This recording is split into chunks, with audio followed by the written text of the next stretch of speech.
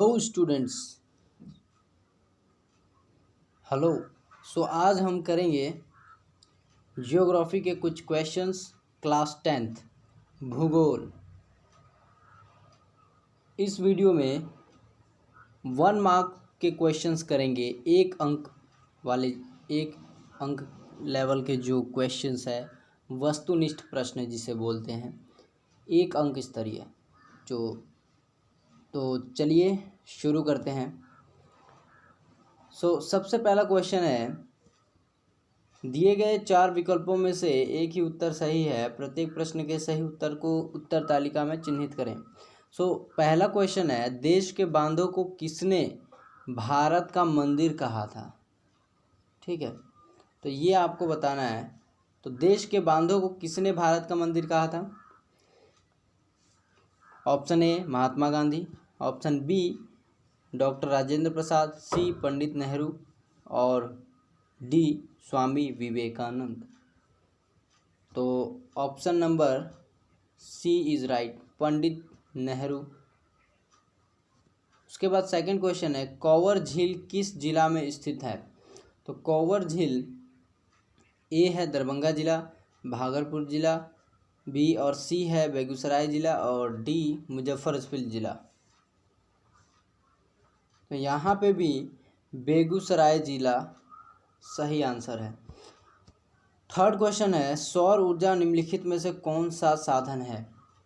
अब सौर ऊर्जा क्योंकि सनलाइट से मिलना है, सूर्य की रोशनी से मिलता है जो एनर्जी, तो ये कौन सा है? मानवकृत तो हो नहीं सकता, ये हो नहीं सकता।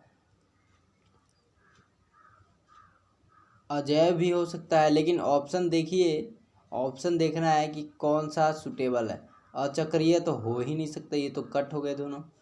और पुनः पूर्ति यानी कि हमेशा मिल सकता है, ये हमें एक बार ख़त्म हो जाता है। जैसे आज सूर्य की रोशनी मिली, हमने एनर्जी प्राप्त किया, तो इसे हम कल भी प्राप्त कर सकते हैं, इसलिए ये पुनः पूर्ति योग्य है। तो इसका ऑप्शन होगा बी। तो option B is right answer, यानी ख। अब चलते हैं फोर्थ क्वेश्चन की ओर। फोर्थ क्वेश्चन कहता है, बृहद क्षेत्र में जल की उपस्थिति के कारण पृथ्वी को कहते हैं। बहुत बड़े बृहद क्षेत्र यानी बहुत बड़े क्षेत्र में पृथ्वी के ऊपर मतलब जल ही जल है, तो पृथ्वी को इस जल की उपस्थिति के कारण क्या कहेंगे? तो पृथ्वी को आप सभी जानते होंगे, ये तो बहुत सिंपल था, नीला ग्रह कहते हैं। ठीक है, अब क्वेश्चन नंबर 5, बिहार में नहरों द्वारा सर्वाधिक सिंचाई किस जिले में होता है? मतलब नहरों द्वारा सर्वाधिक सिंचाई, ऐसा एक जिला है बिहार राज्य में जहाँ पर सर्वाधिक सिंचाई नहरों से होती है, तो वो जिले का नाम बताना है। Option A Sitamarhi, B Patna, C Rohtas, D Nawada. सोचिए क्या हो सकता है।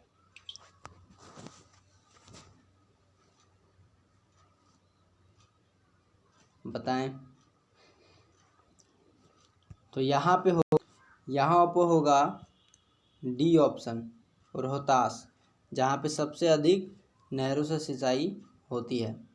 उसके बाद सिक्स्थ क्वेश्चन कहता है, नागपुर सड़क योजना के अंतर्गत सड़कों को कितने भागों में बांटा गया है?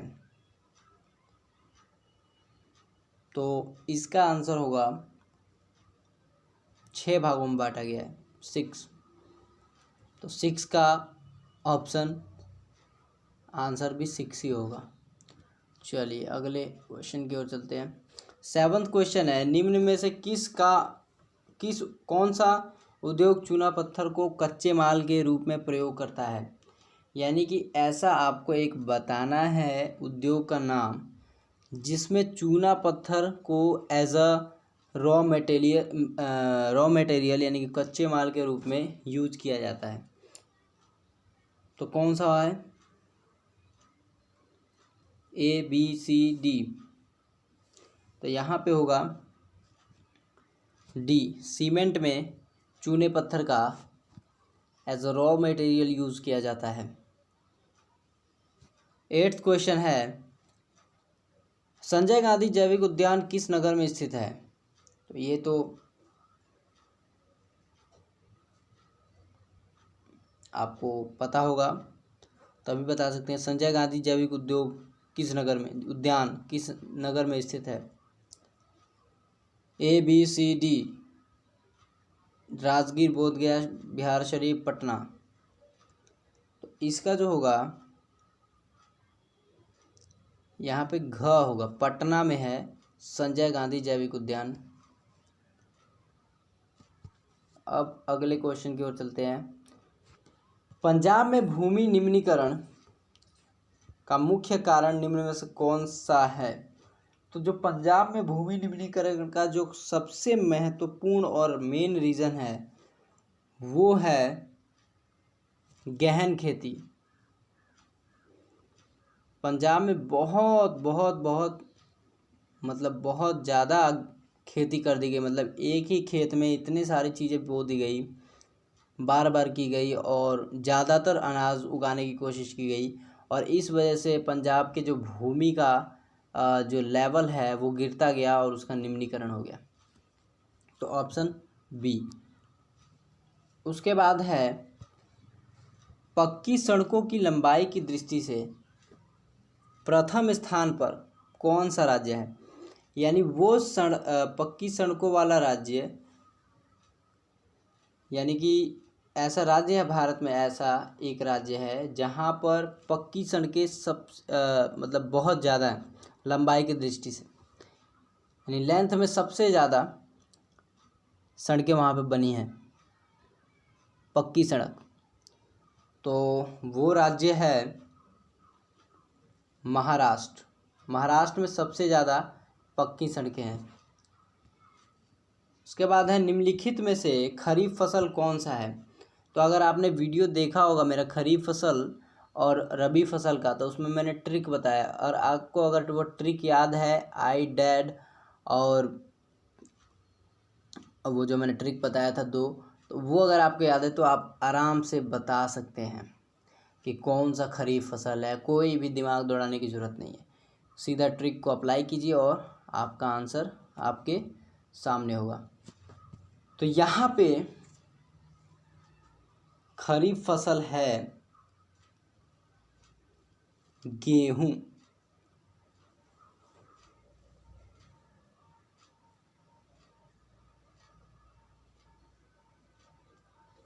गेहूं खरीफ फसल नहीं है, रबी फसल है। यहाँ पे चावल है, चावल खरीफ फसल है,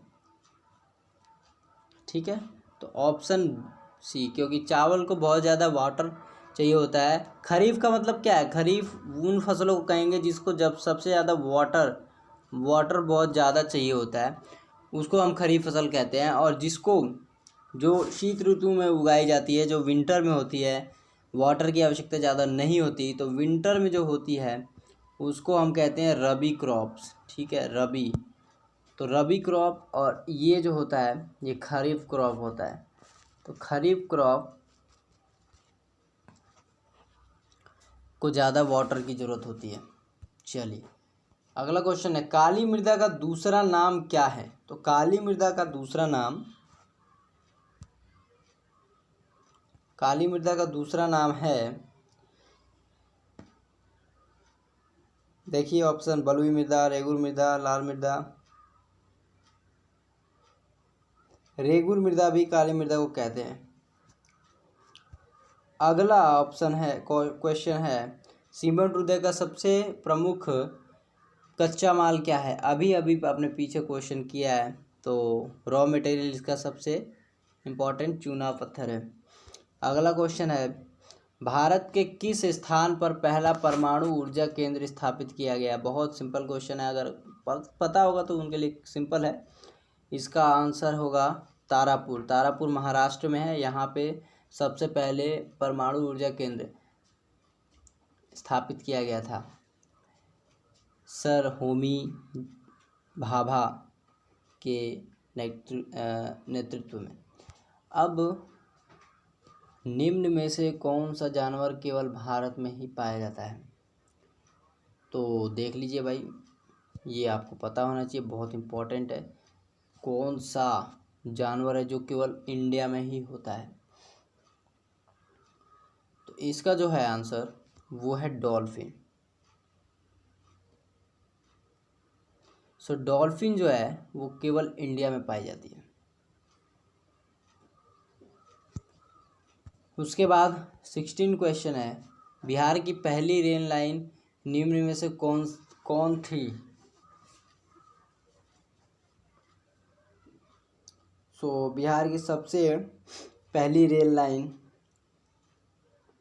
ईस्ट इंडिया रेलवे थी, बी ऑप्शन।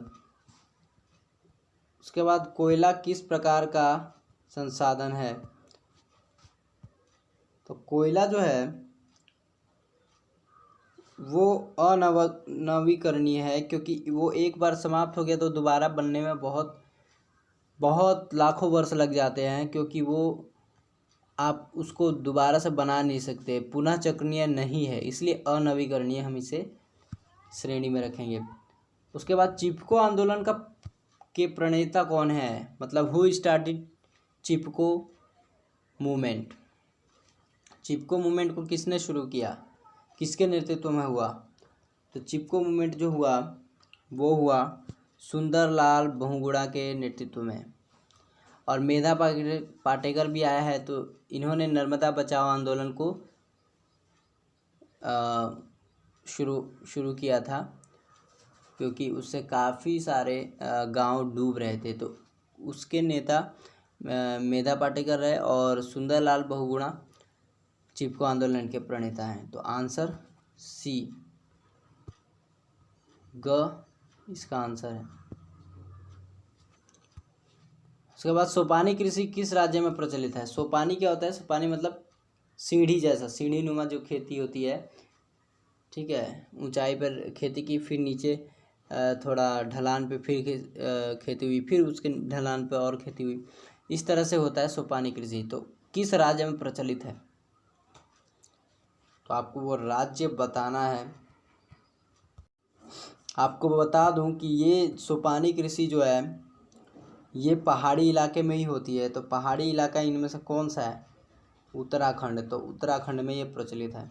उसके बाद बिहार में रेलवे का एकमात्र मुख्यालय कहाँ है?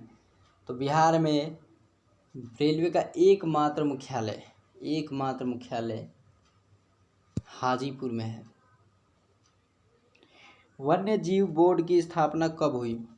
तो वन्य जीव बोर्ड की स्थापना हुई थी 1952 में। 1952 में वन्य जीव बोर्ड की स्थापना हुई। वनों में जो जीव हैं उनको बचाने के लिए, उनके संरक्षण के लिए इस बोर्ड की स्थापना की गई 1952 में। उसके बाद तारापुर परमाणु ऊर्जा केंद्र किस राज्य में स्थित है? अब देख लीजिए, मैंने तारापुर आपको बताया था कहाँ पे है, ध्यान से आपने सुना होगा। तो इसका आंसर जो है वो होगा महाराष्ट्र। उसके बाद भारत में सर्वाधिक क्षेत्र पर किस मिट्टी का विस्तार है? तो देख लीजिए, क्योंकि अगर आप यूपी से हो, पश्चिम बंगाल से हो, बिहार से हो या मध्य प्रदेश, तो आपको पता होना चाहिए कि यहाँ पे सर्वाधिक मिट्टी जलोढ़ की पाई जाती है।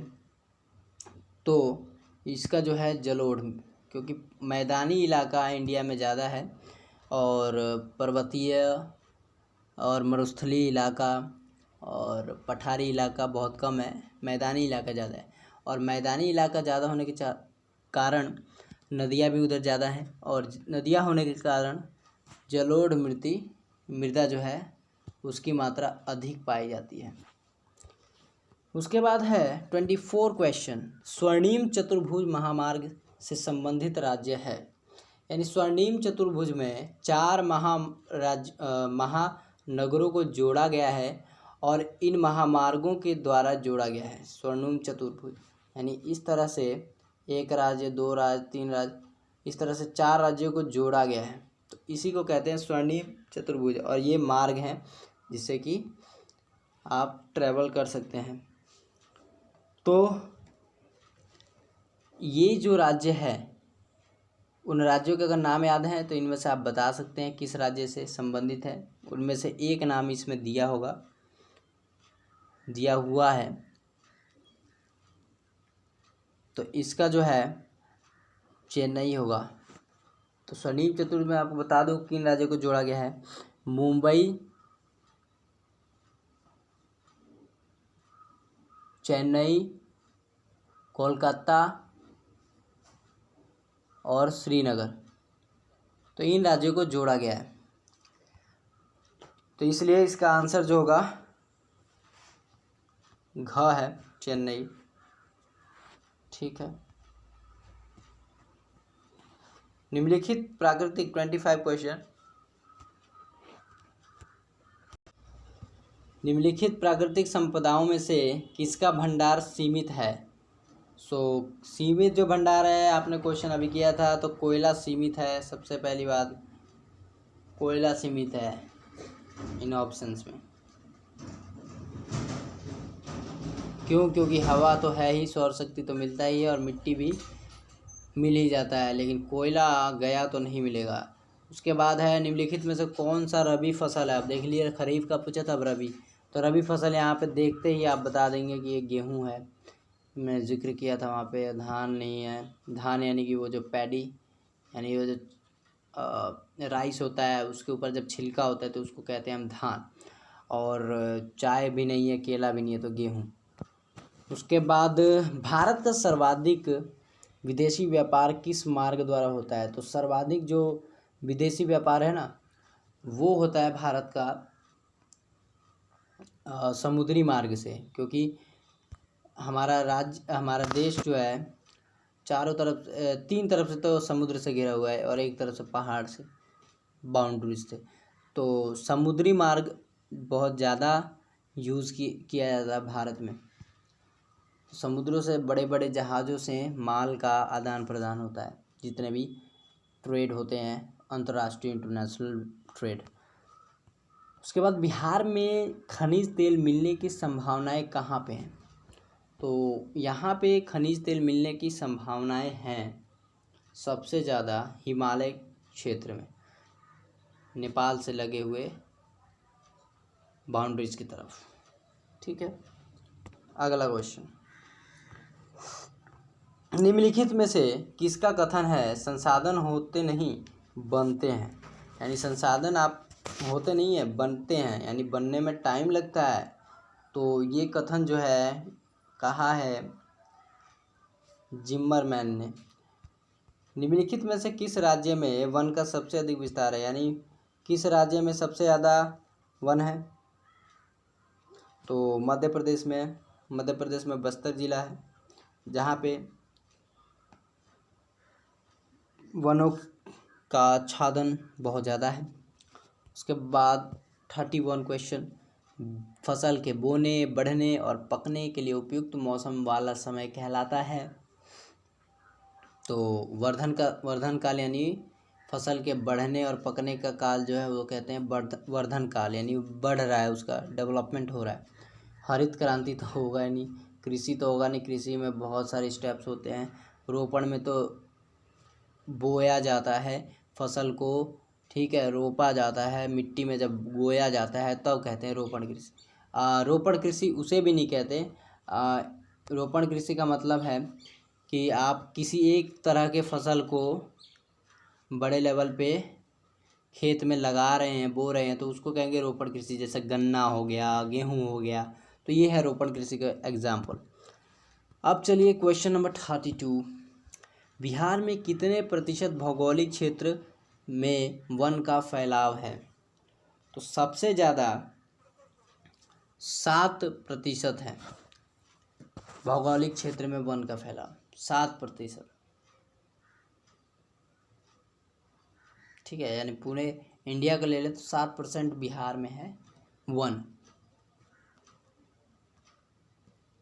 अब ये लास्ट क्वेश्चन है, यूरेनियम का प्रमुख उत्पादक स्थल है। यूरेनियम का प्रमुख उत्पादक स्थल भारत में, तो यहाँ पे सबसे ज़्यादा घाटशिला में यूरेनियम का उत्पादन होता है। ठीक है, तो यूरेनियम घाटशिला में। ठीक,